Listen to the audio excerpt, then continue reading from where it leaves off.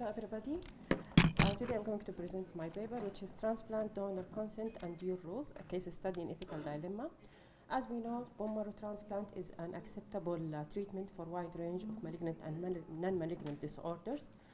In 2016, the European Society for Blood and Marrow Transplantation found that the majority of the transplant were allogenic, almost representing 42%.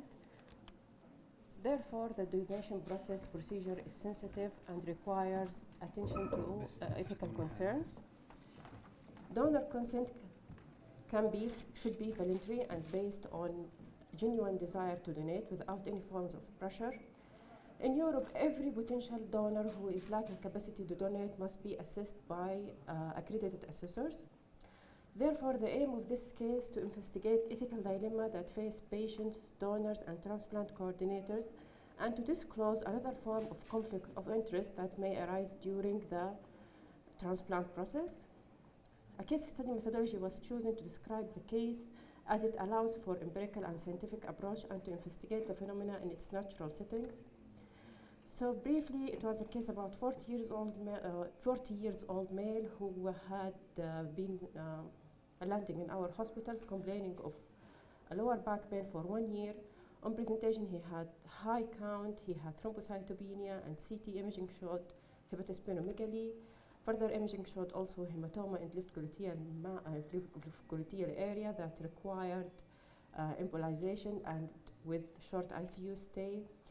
He was diagnosed as a plasma cell leukemia. He had 4 cycles of chemo followed by stem cell collection and stem cell transplant, and he also decided to go for allogenic transplant. Of course, as we know, the donor selection, there are several criteria such as CMV, ABO, and all others. According to the FACT-JC criteria, the MRB of the donor should be different from the MRB of the patient to avoid any form of conflict of interest. And in our center, although we are still in the process of accreditation, we are still following the same procedure. We assigned a donor advocate to assist the donor before even seeing the physician. So this patient, he had a matched donor and he was fit for donation and initially signed the consent. However, 2 weeks prior to the transplant date, he withdrew his consent. So here is the ethical dilemma which arises from this case, where I caught myself unconsciously pressuring the donor to continue with the process, especially that the timing was right and the patient was in remission. I sympathize with this patient because he suffered a lot and he was hospitalized for a very long time and his course was rough. And also in that moment, I felt that I need also to protect the patient and to provide him with the best treatment option. Eventually, the donor refused to donate because he felt the procedure could be harmful to him. And also, he was worried that the family would know about his withdrawal.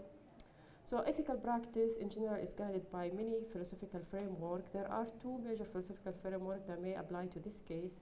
The first one is utilitarianism, which is judge option by favoring whatever brings the greatest benefit to the greatest number of people, which is the one we embraced in this case as we proceeded with another matched donor, female donor.